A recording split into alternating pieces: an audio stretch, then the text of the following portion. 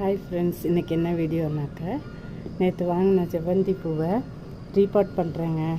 இந்த பாருங்கள், நம்ம பூசணிக்காய் போட்டிருந்தோம்ல அந்த தொட்டியில், அந்த பூசணிக்காய் கொடி காஞ்சிருச்சு ஊருக்கு போயிருந்தப்ப.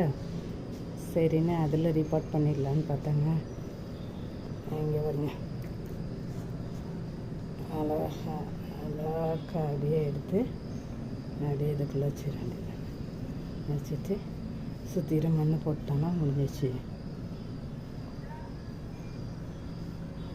கொஞ்சம் மேலே தூக்கி வைக்கணும் வச்சுக்கோங்க, அப்போ தான் செடி நல்லா தெரியும். அப்படி இது ரொம்ப உள்ளே போன மாதிரி தொட்டிக்குங்க. நல்லா இருக்கா சொல்லுங்கள். ஓகே ஃப்ரெண்ட்ஸ், தேங்க்ஸ் ஃபார் வாட்சிங். இன்னொரு வீடியோவில் பார்க்கலாம்.